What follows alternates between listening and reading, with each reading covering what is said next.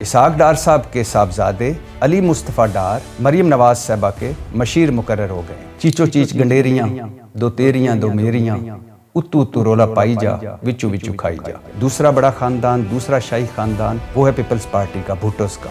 ذوالفقار علی بھٹو، نصرت بھٹو، بے نظیر بھٹو، آصف علی زرداری، بلاول بھٹو، آصفہ بھٹو، ایک لائن ہے، یہ ہے ان کی جمہوریت۔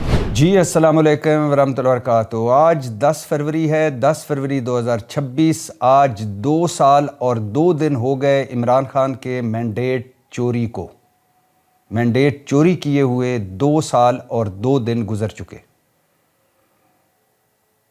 8 فروری 2024 کو الیکشن ہوئے اور ان الیکشنز میں کون جیتا کون ہارا یہ آپ جانتے ہیں۔ فارم 45 پر فارم 47 کیوں آیا یہ آپ جانتے ہیں۔ 8 فروری 2000 الیکشن سے پہلے پاکستان تحریک انصاف کے ساتھ کیا کچھ ہوا، الیکشن والے دن کیا کچھ ہوا اور الیکشن کے بعد کیا کچھ ہوا اب تک، یہ سب آپ جانتے ہیں۔ آج جو پاکستان تحریک انصاف پر جبر اور ظلم ہوا اس پر بات میں نے نہیں کرنی۔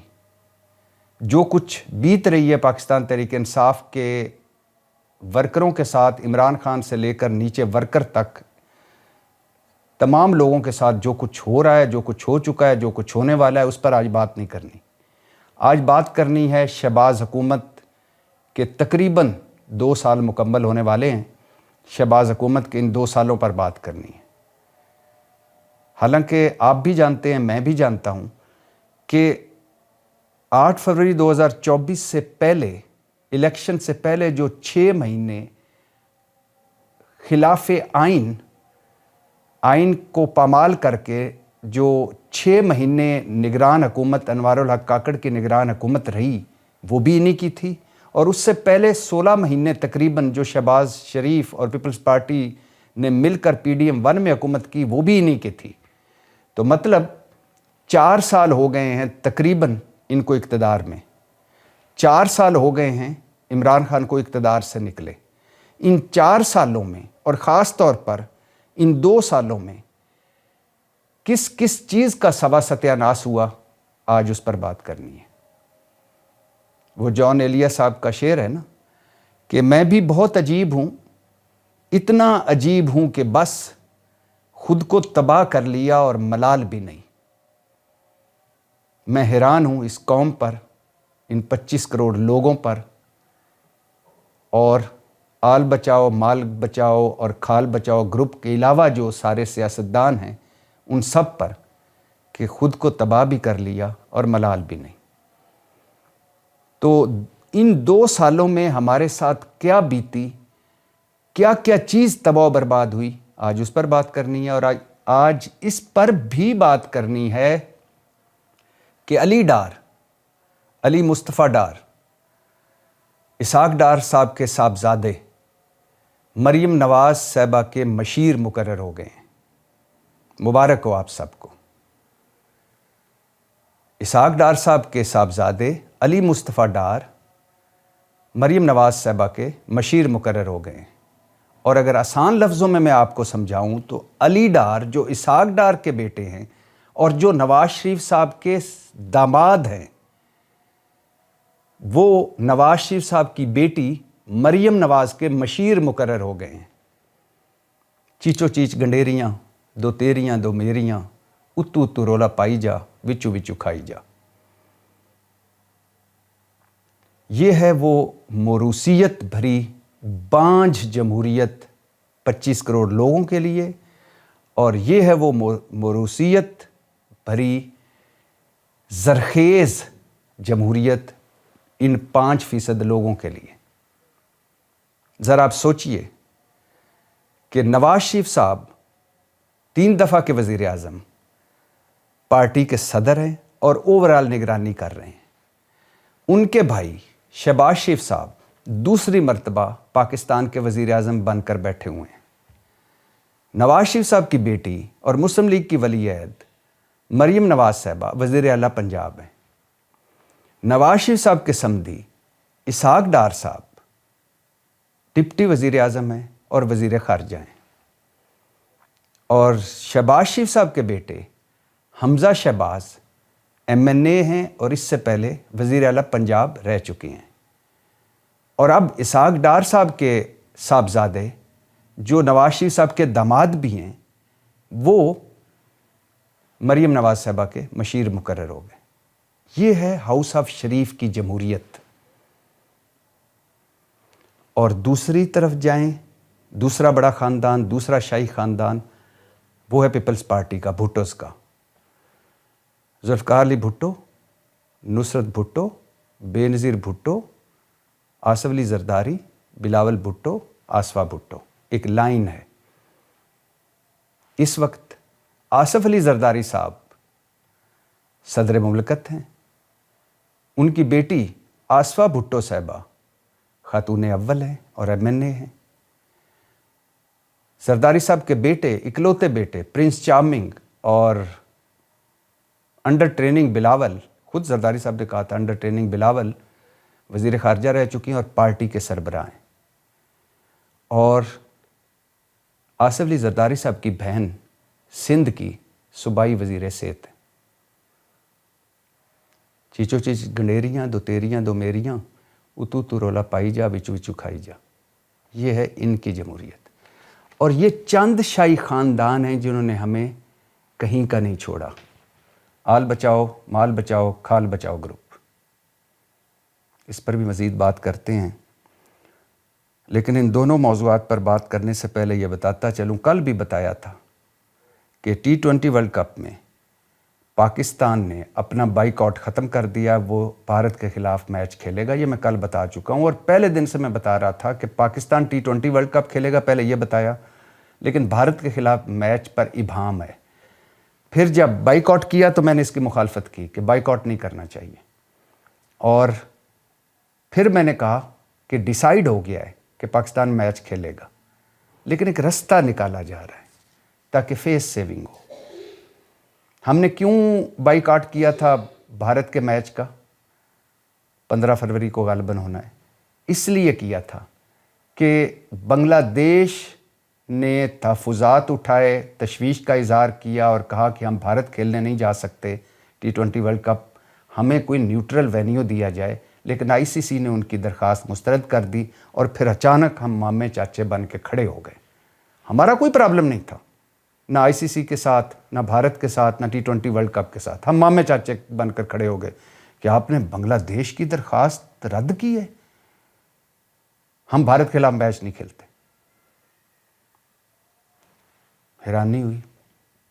مانا کہ بنگلہ دیش کبھی پاکستان کا حصہ تھا، مانا کہ بنگلہ دیش کے لوگوں نے اور ان کے سیاستدانوں نے یا بنگلہ دیشی رہنماؤں نے قائد اعظم محمد علی صاحب کا ساتھ دیا تھا اور پاکستان بنانے میں اہم کردار ادا کیا تھا.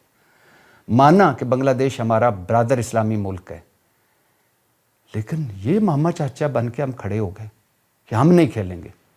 اور پھر ہمارے ادھر بہت سارے لوگ جذباتی، سطحی جذباتی لوگ، واہ کیا جرت مندانہ فیصلہ ہے، واہ کیا غیرت مندانہ فیصلہ ہے، واہ $500 ملین کا اب نقصان ہوگا بھارت کو، $250 ملین کا نقصان ہوگا بھارتی براڈ کاسٹرز کو، نہیں کھیلتے ہم میچ، پتہ چلے گا بھارت کو، پتہ چلے گا ICC کو. اور اب ہم میچ کھیل رہے ہیں. اب وہی کہیں گے کمال کیا محسن نقوی صاحب نے، بھارت کو بھارت کی زبان میں جواب دیا. اور اب جب ان کو سمجھ آ گئی ہمیں میچ کھیلنا چاہیے، او بھائی خدا کے لیے مانا ICC بھارتی پٹھو ہے، مانا بھارت کا اس وقت پیسے کے زور پر کنٹرول ہے ICC پر اور اس خطے کی اور اس پوری دنیا کی کرکٹ پہ، مانا کہ بنگلہ دیش کے ساتھ ناانصافی ہوئی. لیکن بھائی کوئی طریقہ کار ہوتا ہے، کوئی اصول ہوتا ہے، کوئی ضابطہ ہوتا ہے. ہم کون؟ اور آپ پتہ کیا ہوا ہے؟ اصل بات کیا ہوئی ہے؟ بنگلہ دیشی حیران تھے ہمارے بھائی کہ یہ پاکستان کو کیا ہو گیا ہے، اتنی محبتیں کیوں جاگ گئی ہیں، انہوں نے بائیک آؤٹ ہی کر دیا. بنگلہ دیشی صدر امین الاسلام صاحب یہاں تشریف لائے، انہوں نے کہا بھائی کھیلیں. کیوں کھیلیں؟ 2 وجہ سے کھیلیں بھارت کے خلاف میچ. مانا کہ ICC نے اپنے نائب چیئرمین جو عمران خواجہ صاحب ہیں یا خواجہ عمران صاحب نے ان کو بھیجا ہوا تھا، وہ بات چیت کر رہے تھے، بیک ڈور مذاکرات کر رہے تھے، بھارت میں سوگ تھا، ماتم تھا، ان کا ظاہر ہے اتنا ٹکٹیں بک ہوئی ہوئی تھی، ہوٹل بک ہوئے تھے، سارا کچھ ہوا تھا، تو وہ ظاہر ہے ان کو دھچکا لگا. لیکن آئی سی سی کی بات چیت، بیک ڈور مذاکرات ایک علیحدہ بات ہے، لیکن بنگلہ دیش کے صدر آ گئے اور بنگلہ دیش کے صدر نے کہا کہ بھائی آپ میچ کھیلیں. کیوں کھیلیں؟ 2 وجہ سے. ایک کہ ستمبر میں بھارت اب بنگلہ دیش آ رہا ہے، کہیں وہ بائیک آؤٹ نہ کر دے، ہم تنہا نہ ہو جائیں اس میدان میں، اس کھیل میں. دوسرا یہ کہ بنگلہ دیش کے سیاسی حالات اس وقت ایسے ہیں، ابھی 1-2 دن بعد الیکشن ہونے والے ہیں، وہ سیاسی حالات ایسے ہیں کہ حسینہ واجد جو بھگوڑی بن کر مودی کے بھارت میں بیٹھی ہوئی ہے، اس نے بیانیہ اور اس کی جماعت نے بیانیہ بنانا شروع کر دیا. دیکھا بنگلہ دیش، ہماری حکومت کیا ختم ہوئی، بنگلہ دیش کو ہائی جیک کر لیا پاکستان نے. دیکھا بنگلہ دیش پھر سے ملنے لگا ہے پاکستان کے ساتھ. دیکھا بنگلہ دیش کی اپنی آزاد شناخت اور حیثیت ختم ہو رہی ہے، اب پاکستان اس کے فیصلے کرے گا. اور ابھی بھی اکثریت وہ ہے بنگلہ دیش میں جو پاکستان کے ساتھ اب تعلقات بہتر کرنا چاہتی ہے، جو پچھتا رہی ہے کہ جو کچھ 70-71 میں ہوا دونوں طرف سے. لیکن ابھی بھی وہاں ایسی قوتیں موجود ہیں اور ایسی عوام موجود ہے جو یہ سمجھتی ہے کہ ہمیں بھارت سے تعلقات اچھے رکھنے چاہیے پاکستان کی نسبت. تو وہ امین الاسلام صاحب آئے، انہوں نے کہا کہ الیکشن پر بھی فرق پڑے گا اور دوسرا ہمارے کھیل پر بھی فرق پڑے گا، آپ کی بڑی مہربانی، آپ کی بڑی نوازش، آپ کھیلیں. اور پھر سری لنکن صدر نے فون کیا حیران ہو کر، انہوں نے کہا، شہباز شریف صاحب کو فون کیا اور کہا کہ T20 ورلڈ کپ میں بھارت سے میچ کھیلیں، بائیک آؤٹ ختم کریں، کیونکہ آپ کا اور بھارت کا میچ کولمبو میں ہے اور وہاں اتنی گہما گہمی ہوگی، اتنی ہوٹل کی بکنگ ہوگی، اتنی براڈ کاسٹر آئیں گے، اتنا ہمیں زر مبادلہ ملے گا، اتنا ٹورزم ہوگا، ہم پہلے ہی ڈاما ڈول ہیں. دہشت گردی کے باوجود ہم نے آپ کا ساتھ دیا اور آپ نے ہمارا ساتھ دیا، آپ ختم کریں. تو لہٰذا ہم نے ختم کر دیا بائیک آؤٹ اور اب کھیلیں گے بھارت کے خلاف میچ.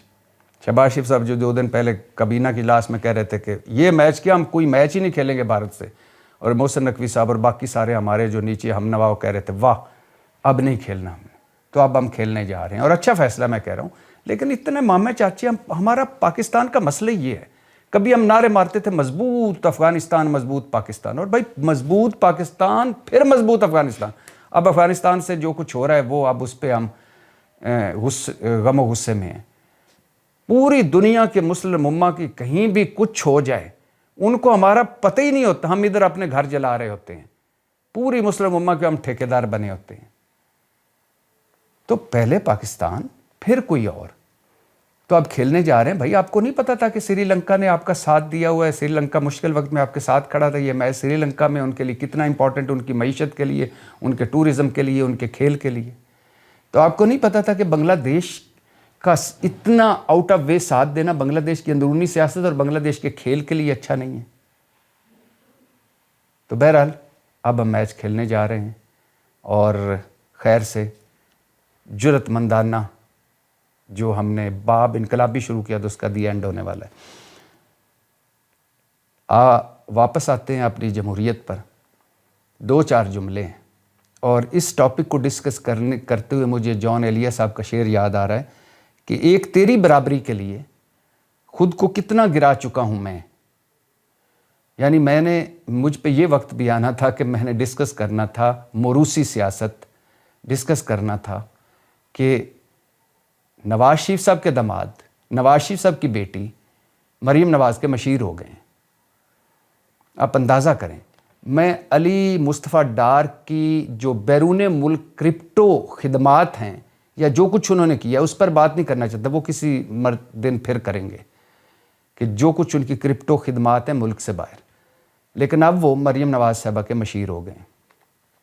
اب میرے خیال سے کتنے بالغ لوگ بچے ہوں گے. سلمان شہباز تو بزنس کر رہے ہیں، وہ تو سیاست میں آئیں گے نہیں.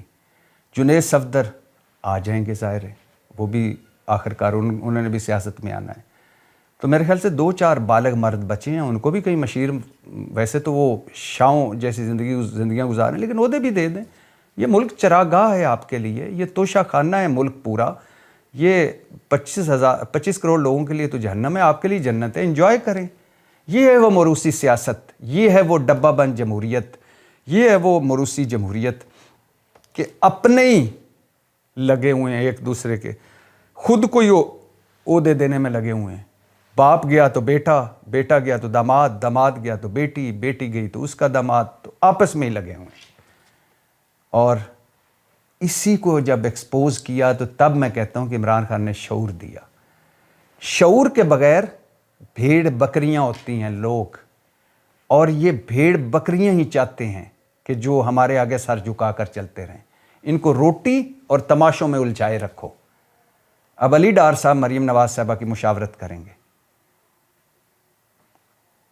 نواز شریف صاحب کے داماد نواز شریف کی بیٹی کی مشاورت کریں گے، ماشاءاللہ جی، سبحان اللہ، اس میں بھی اب برکتیں آئیں گی۔ آل بچاؤ، مال بچاؤ، کال بچاؤ گروپ 2 سال شہباز شریف صاحب کے۔ اور سب سے پہلے روزگار کی بات کر لیتے ہیں۔ بے روزگاری ریکارڈ ساز ہے ان 2 سالوں میں، اور خاص طور پر 4 سالوں میں۔ آج آپ عمران خان دور کے فگرز اٹھا لیں، معیشت اٹھا لیں، تجارت اٹھا لیں، سرمایہ کاری اٹھا لیں، ملکی حالات اٹھا لیں، تو سوا ستیہ ناس ہو چکا ہے سب چیزوں کا ان 4 سالوں میں۔ 16 مہینے شہباز حکومت PDM-1 نگران حکومتیں، اور اب 2 سال یہ جو الیکشن 8 فروری 2024 کو الیکشن ہوئے تھے۔ اچھا، خواجہ آصف صاحب کیا فرماتے ہیں؟ ملک میں سب سے زیادہ روزگار مہیا کرنے والا شعبہ گداگری ہے۔ تو یہ ہے جی روزگار کی صورتحال۔ احسن اقبال صاحب منصوبہ بندی کے وزیر، ہم جس مقام پر 28 سال پہلے تھے آج اسی مقام پر بڑی ڈھٹائی سے کھڑے ہیں۔ یہ ہے جی ترقی اس ملک کی، ان کی زبان میں بتا رہا ہوں۔ اورنگزیب صاحب ہمارے وزیر خزانہ، ہاں یہ سچ ہے کہ ملکی اور غیر ملکی کمپنیاں ملک چھوڑ کر جا رہی ہیں، انڈسٹری کا برا حال ہے، کیونکہ پورے خطے میں سب سے مہنگی بجلی ہماری، سب سے زیادہ ٹیکس ہمارے، یہ ہے ہماری معیشت۔ اور پھر حکومتیں سالانہ 17 ارب ڈالر کی مرات اور سہولتیں دے رہی ہے طبقہ اشرافیہ کو، UNDP کی رپورٹ کہہ رہی ہے۔ یہ ہے جی یہاں کا طبقہ اشرافیہ۔ ملک پر اشرافیہ کا کنٹرول ہے، کرپشن ہر سطح پر ہے، اشرافیہ اور کرپشن نے ملک کی ترقی کا گلا گھونٹا ہوا ہے، GDP کا 6.5% کرپشن کی نظر ہو جاتا ہے، IMF کی رپورٹ۔ یہ ہے جی ہماری ترقی۔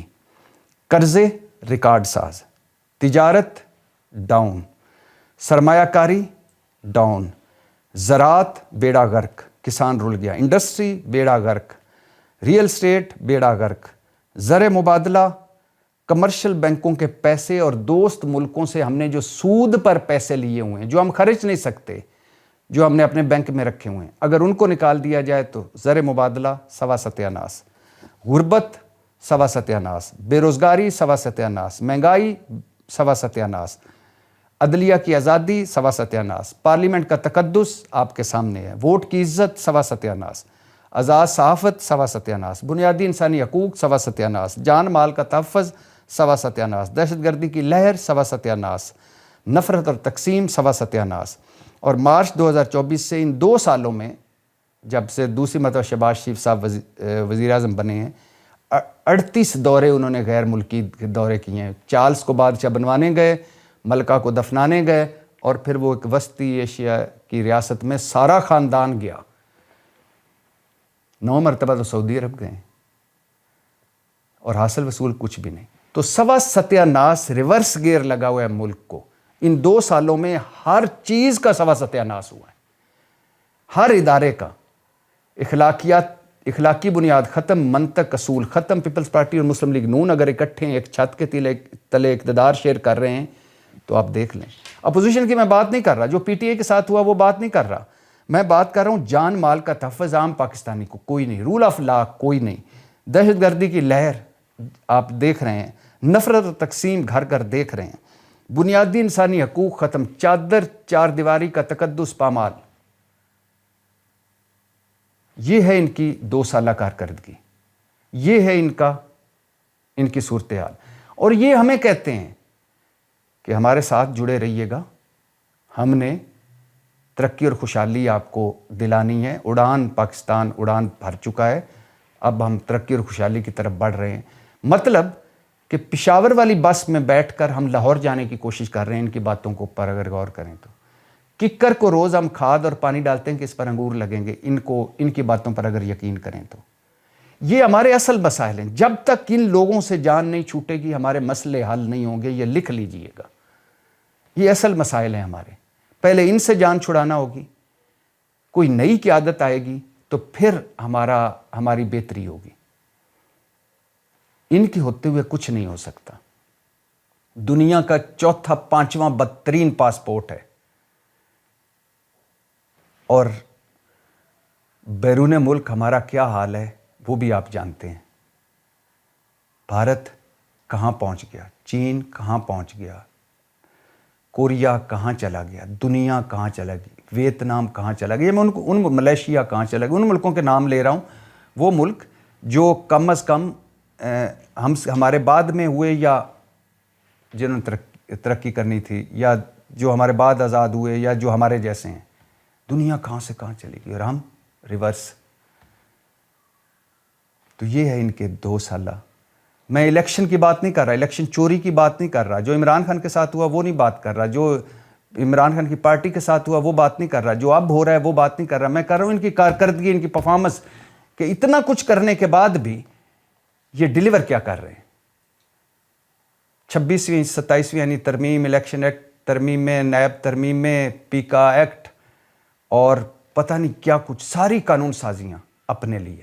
تاحیات استثناء ہے صدر زرداری کو کہ اب ان کو کوئی نہیں پوچھ سکتا صدارت کے بعد بھی, سیاہ کریں سفید کریں. کبھی کسی ملک میں ایسا ہوا؟ تو سوا ستیہ ناس ہے جی ملک کا, اور آل بچاؤ مال بچاؤ کھال بچاؤ گروپ موجیں کر رہے ہیں. پاکستان زندہ باد.